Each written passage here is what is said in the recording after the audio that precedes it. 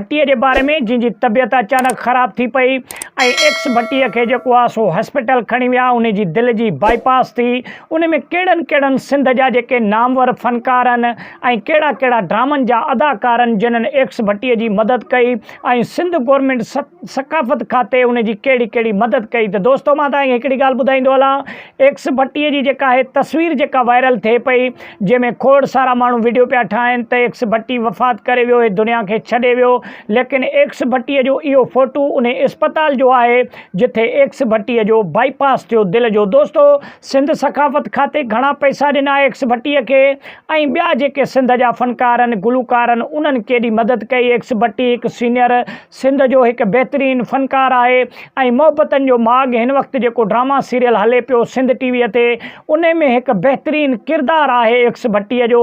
दोस्तो सिंध गवर्नमेंट तक़रीबन 2,80,000 जेको आहे सो एक्स भट्टीअ जी मदद कई ऐं ॿिया सियासी समाजी जेके ॿिया गुलूकार आहिनि जेके एक्स भट्टीअ सां मोहबत कनि था ऐं चाहिनि था, उन्हनि जे तरफ़ां तक़रीबन हिकु अंदाज़े जे मुताबिक़ 10 लख रुपया एक्स भट्टी वटि गॾु थिया, जेका इन में टेस्टूं थींदियूं एक्स भट्टीअ जूं ऐं उन खां अलावा दिलि जो जेको बाईपास थियणो आहे उहो बि एक्स भट्टीअ जो प्राइवेट अस्पताल में थींदो, जंहिंमें ज़ाहिरी ॻाल्हि आहे ख़र्चो ईंदो। दोस्तो एक्स भट्टीअ जी अचानक तबियत ख़राब थी पई ऐं एक्स भट्टी बुज़ुर्ग अदाकार आहे, तक़रीबन उन जी 80 खां 90 साल उमिरि आहे ऐं सीनियर अदाकार आहे सिंध में। तक़रीबन इन जहिड़ो अदाकार ॿियो को आहे ई कोन ड्रामा सीरियल में जंहिंखे हिकु बहितरीनु किरदारु ॾिनो पियो वञे। दोस्तो ड्रामा सीरियल हिन वक़्तु मोहब्बतनि जो माॻ हिकु बहितरीनु ड्रामा सीरियल आहे सिंध टीवी HD ते ऐं उन जे में किरदारु एक्स भट्टीअ जो हिकु बहितरीनु किरदारु आहे ऐं एक्स भट्टी इन ड्रामे जे करे तक़रीबन तमामु घणो मशहूरु थियो। दोस्तो एक्स भट्टीअ सारनि फिल्मनि में, सिंधी फिल्मनि में कमु कयो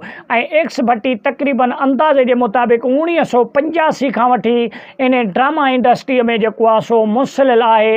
एक्स भट्टी सिंध जो हिकु बहितरीनु किरदारु आहे। दोस्तो एक्स भट्टीअ जी तक़रीबन 10 लख रुपया माली मदद कई वई, जंहिंमें एक्स भट्टीअ जो बाईपास बि थियो ऐं उन खां अलावा एक्सरो वग़ैरह बि निकिता ऐं हिन वक़्तु एक्स भट्टी बहितरीनु हालत में आहे ऐं एक्स भट्टी हिन वक़्तु चाक चङो भलो ड्रामनि में पंहिंजो किरदारु अदा करे रहियो आहे। त वॾी महिरबानी, जे अगरि एक्स भट्टीअ जे बारे में मज़ीद बि वीडियो ॼाणणु चाहियो था त असांजे चैनल ते घणे मां घणो कमेंट्स कयो, वीडियो खे लाइक ऐं शेयर कयो, चैनल खे सब्सक्राइब कयो, सुठो कमेंट ॾेई पंहिंजी राय जो इज़हार लाज़मी ॾींदा।